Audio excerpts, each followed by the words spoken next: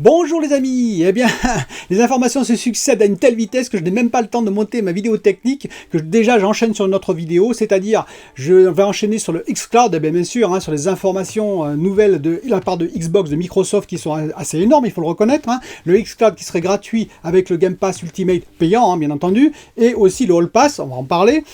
Je vais aussi parler, bien sûr, je vais revenir aussi sur le SSD Velocity de Xbox, de Microsoft, sur la Xbox Series X, parce que j'ai oublié quand même un détail important par rapport à ma précédente vidéo, et je voulais revenir dessus. À tout de suite.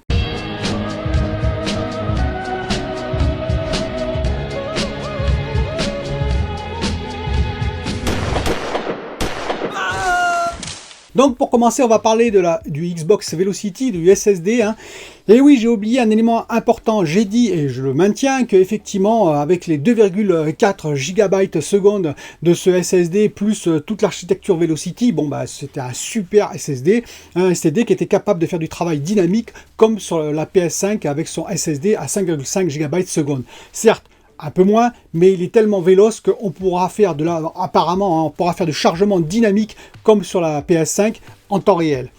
Ok, sauf qu'il y a un petit problème que j'ai totalement oublié, totalement omis, et qui est omis d'ailleurs par pas mal de youtubeurs, c'est que Xbox, c'est de la cross-gen. C'est que Xbox, c'est aussi de la cross-platform. C'est-à-dire que les jeux qui vont sortir, c'est Phil Spencer qui l'a dit, la majorité des jeux, pour ne pas dire la totalité des jeux qui vont sortir sur Xbox Series X, vont sortir également sur PC et sur Xbox One. Tant qu'il y aura ça, impossible d'utiliser le SSD correctement. Ou alors, il va falloir faire, on va dire, des développements parallèles, différents. Parce que vous avez bien compris que la Xbox One n'a pas de SSD, et les PC, même s'ils ont des SSD, les PC gamers, ils peuvent avoir des SSD, ils ne l'auront peut-être pas tous d'ailleurs, donc il faut tenir ça en compte, mais un SSD de 500 MB seconde, c'est pas un SSD de 2,4 GB seconde avec une architecture Velocity. Et oui, on ne peut pas l'utiliser en temps réel comme on va pouvoir le faire sur la Xbox Series X. Et ça, c'est un sacré frein. Un frein que se sont imposés, on va dire, Microsoft, en faisant cette cross-gen et cette cross-platform. Et c'est un petit peu problématique selon moi, au moins pour les premières années. Alors après, bien entendu, dans 3-4 ans, peut-être que les jeux qui vont apparaître sur la Xbox Series X n'apparaîtront plus du tout, on va dire, sur la Xbox One. Et en plus, le PC, lui, va évoluer, j'espère, avec des SSD quand même qui seront de plus en plus performants. Mais pour l'instant, je pense que c'est un problème. Contrairement à la PS5, c'est-à-dire que la plupart des nouveautés, en particulier des exclus, des studios propriétaires à Sony, ils vont sortir des jeux uniquement sur PS5, les exclus. Et là, effectivement, ils pourront pleinement bénéficier du SSD. Donc, je voulais revenir sur ce point parce que c'est pour moi une sacrée limitation. C'est-à-dire que vous avez effectivement une super architecture, mais est-ce qu'ils vont pouvoir l'utiliser? Pas vraiment, en tout cas pas sur beaucoup de jeux. Et pour moi, c'est quand même un problème. Le deuxième point, c'est la grosse nouvelle fracassante. Vous voyez ça de tous les youtubeurs. Voilà, ils sont tout excités face aux deux news, on va dire, de Xbox. Alors moi je suis plus mesuré, je vais vous expliquer pourquoi. Le All Pass, oui c'est pas mal, le All Pass c'est bien, c'est-à-dire que grosso modo vous avez la possibilité d'échelonner les paiements de votre future console, Xbox Series X et peut-être Xbox Series S, dans le Xbox Game Pass Ultimate, voilà, avec en plus le xCloud gratuit dont je vais parler après. Donc ça c'est pas mal, mais enfin, c'est aussi un coup marketing parce que vous allez avoir le All Pass, c'est-à-dire vous allez avoir le Game Pass, je veux dire Ultimate plutôt, vous allez payer 13 € par mois, et c'est ça qu'ils veulent Xbox. C'est pas tant vendre des consoles, c'est vendre des services qui vont durer pendant 2, 3, 5, 6, 7 ans. C'est là où ils gagnent beaucoup d'argent, et donc c'est les services qu'ils veulent vendre, et ils ont tout compris de ce côté-là. Microsoft, d'ailleurs Sony veut faire pareil. Là où je suis plus mesuré, c'est le xCloud. Alors là, tout le monde a dit « Waouh, génial, vous vous rendez compte, ils vendent le xCloud gratuitement avec le Game Pass Ultimate. » Oui. Alors premièrement, le Game Pass Ultimate, parlons-en. Le Game Pass, moi je trouve ça génial. Moi je vous le dis, si j'ai une Xbox Series X et j'aurai une Xbox Series X, j'aurai le Game Pass. Alors ça c'est tranquille, parce que au bout de 3-4 jeux, vous avez totalement remboursé votre Game Pass, à 10 € par mois vis-à-vis du prix des jeux, vous avez compris. Le Game Pass Ultimate, je suis un peu plus mesuré pour les 3 € supplémentaires parce que vous pouvez faire ça. Donc vous avez le Game Pass sur le PC et en même temps sur la Xbox. Oui, mais ça sert à quoi? Je m'entends par là que si vous avez une Xbox One de base, ok, ça peut servir si vous avez un PC par exemple avec une 2080 Ti ou pourquoi pas une future 3080 Ti. Ok, les gros jeux sur PC, les petits jeux, on va dire entre guillemets, Xbox One classique, vous les faites sur la télévision. Maintenant, si vous achetez une Xbox Series X, vous avez l'équivalent d'une 2080 Ti, en plus avec un SSD, une super mémoire et tout ça. À quoi ça sert d'aller jouer également sur PC avec une 2080 Ti? Je veux dire, vous avez l'un ou l'autre, mais bon, vous commencez à comprendre le problème.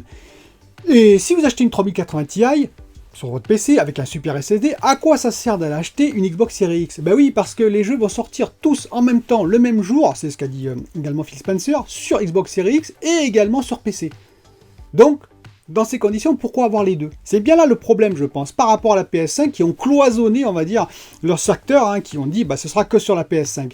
Là, non, vous les avez en même temps. Donc voilà, un Flight Simulator 2020, à quoi ça sert d'aller l'avoir sur Xbox Series X si vous avez une 3080 Ti, par exemple, sur PC? C'est les questions que je pose, hein, mais moi, je trouve que le Game Pass Ultimate, il est un peu moins, quand même, vendeur pour moi, un peu moins intéressant. Quant au xCloud, il est gratuit, oui, ben, c'est un peu normal, excusez-moi. Hein. Ça ne veut pas dire que le service est mauvais, il deviendra bon dans le futur. Mais aujourd'hui, qu'est-ce que c'est? Aujourd'hui, ben, vous pouvez jouer sur tablette et sur smartphone uniquement Android. Donc tout ce qui est iOS, ça ne marche déjà pas. Vous ne pouvez pas jouer sur la télévision. Il y a quelques petits problèmes encore apparemment visuels, et le catalogue est quand même assez réduit. Donc tout ça fait que, quand vous mettez ça, quand vous compilez tout ça, il est difficile de vendre un tel service. Je veux dire, vous ne pouvez pas payer 2 ou 3 euros de plus pour ça. Donc oui, dans le futur, quand le catalogue sera étendu, quand les problèmes visuels seront réglés, quand ça marchera sur iOS, et quand ça marchera surtout sur la télévision, peut-être avec la Xbox Series X hein, ou S, là oui, ça deviendra très intéressant, parce qu'effectivement, vous partez en vacances, vous pouvez reprendre votre jeu que vous jouez sur votre Xbox Series X à distance, là vous êtes arrêté, et continuer le jeu, et ça peut être super. Vous pouvez jouer aussi en ligne avec vos potes, hein, par exemple, à distance, vous êtes en vacances, eux ils sont chez eux, et ben, eux ils jouent sur, par exemple, Xbox Series X, et puis vous pourrez jouer, vous, tous en se mettant sur le cloud, bien sûr, hein, et vous pourrez jouer ben, sur votre iPhone, si ça marche sur iOS, ou sur votre smartphone, à distance. Et donc ça, je trouve ça assez génial. Mais aujourd'hui, le gros hype qu'il y a dessus, en disant « Ah, c'est fantastique », on va mesurer les propos, c'est bien, c'est normal, je dirais plutôt que ce soit gratuit, que ce soit inclus au Game Pass Ultimate. Et puis c'est un coup encore de Microsoft, qu'est-ce qu'ils font? Eh ben, ils sabrent Stadia tout simplement, vous avez bien compris. Ils sont en train de scier la branche de Stadia en proposant quelque chose qui est quasiment au même prix, avec en plus tous les jeux gratuits, alors que Stadia, vous devez payer les jeux. Donc ça, c'est un joli coup marketing. Maintenant, il faut, je dis, toujours prendre du recul, regarder un petit peu les informations à distance. C'était normal pour moi que ce soit gratuit, ça ne pouvait pas être payant, vu les conditions pour l'instant du xCloud. Voilà. Et quant au Game Pass Ultimate, les 3 euros supplémentaires, est-ce qu'ils sont vraiment utiles? Je vous pose la question, pour moi, non. Voilà, je vous dis à bientôt pour la vidéo technique, je vous promets, elle arrive bientôt. A plus, bye bye.